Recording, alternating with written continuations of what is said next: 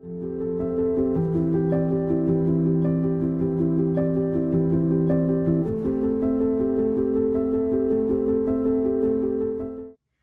welcome back.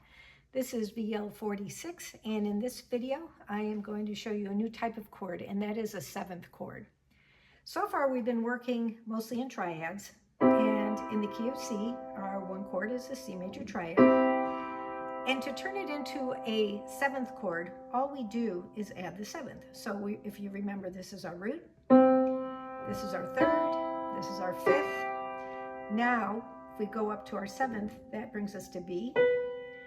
And we're going to need to change our fingering. So our one major seven chord in the key of C is C, E, G, and B.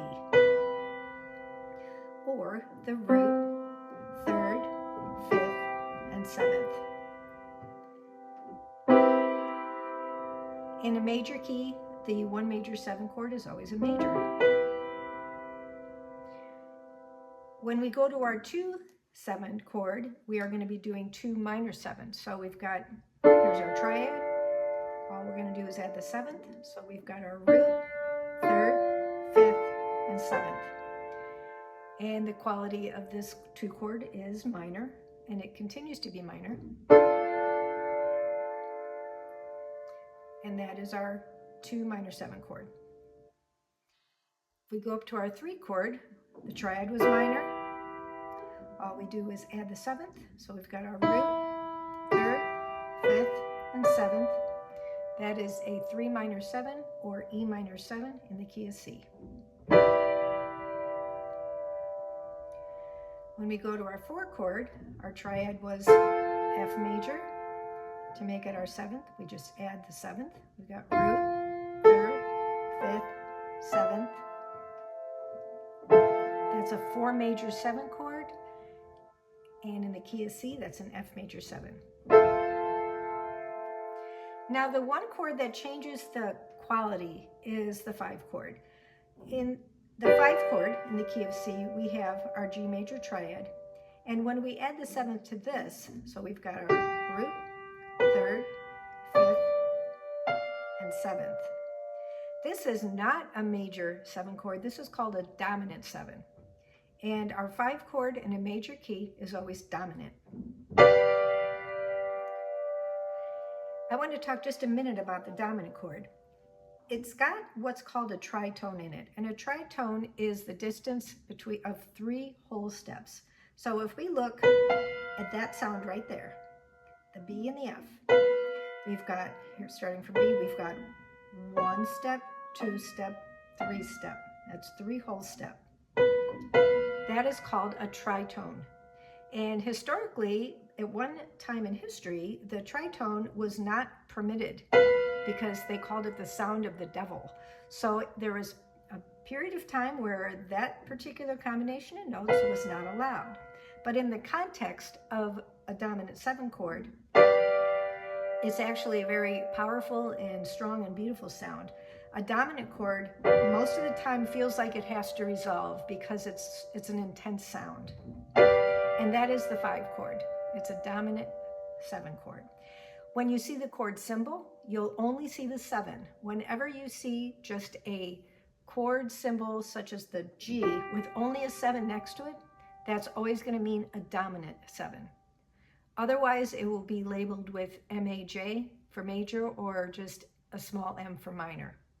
So that's your 5 chord. We go to our 6 chord. 6 is minor, triad. And we've got our root, third, fifth, and seventh. That's our 6 minor 7 chord. A minor 7 in the key of C.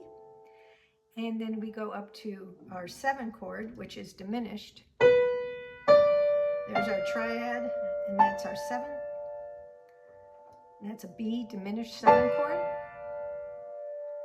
And then we're back up to our 1 chord. And that's a 1 major 7. So one more time for that. We've got our 1 major 7 in the key of C. That's C major 7. We've got our 2 minor 7, D minor 7, we've got our 3 minor 7, E minor 7.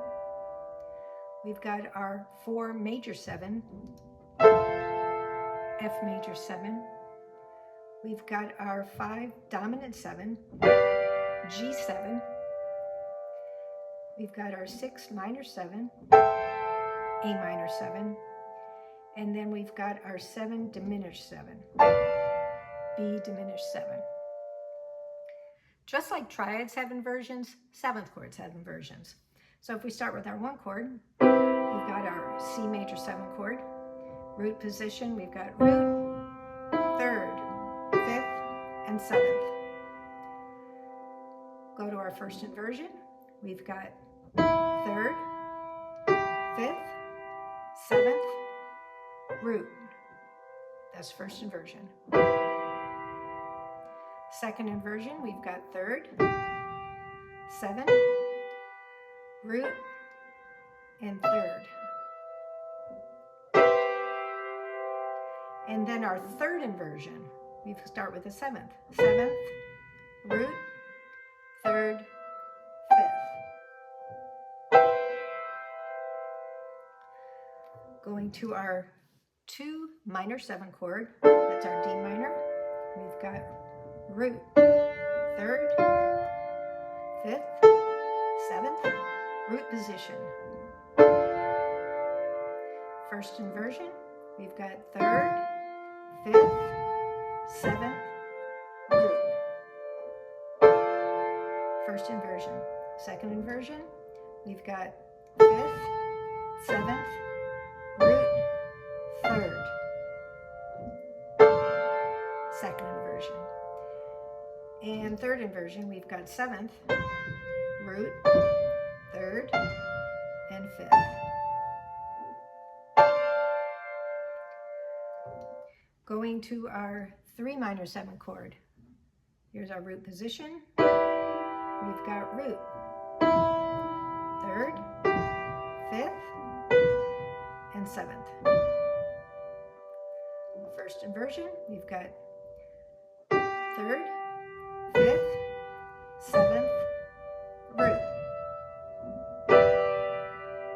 Second inversion, we've got 5th, 7th, root, and 3rd.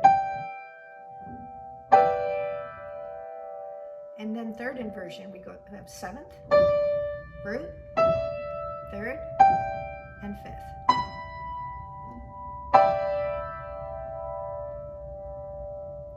I need to start down here now for our 4 major 7 chord. Here's our root position. That's root, 3rd, 5th, 7th. First inversion, we've got 3rd, 5th, 7th, and root. Second inversion, we've got 5th, 7th, root, 3rd. And third inversion, we've got 7th, root, 3rd, and 5th.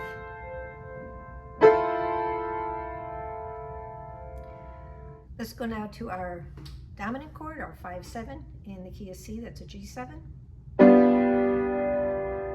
We've got our root, 3rd, 5th, and 7th. This root position. Going to first inversion, we've got our 3rd, our 5th, our 7th, and our root.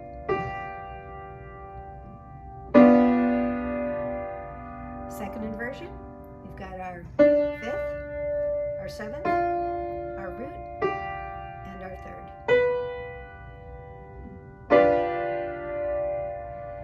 And our third inversion, we've got our 7th, our root, our 3rd, and our 5th.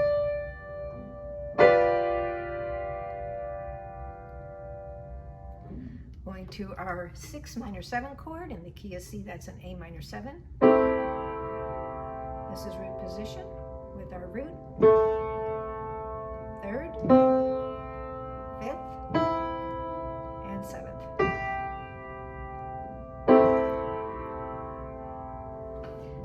inversion, we've got our third, our fifth, our seventh, and our root. Second inversion, we've got our fifth, our seventh, our root, and our third. And third inversion, we've got our seventh, our root, our third, and our fifth. And finally, we've got our 7 chord. This is 7 diminished 7, which is a B diminished 7 in the key of C. There's our root position. Got our root, third, fifth, and 7th. First inversion, we've got our third, our fifth, our 7th, and our root. Second inversion, we've got our fifth, our 7th, our root, and our third. And our third inversion, we've got our 7th, our root, our third, and our 5th.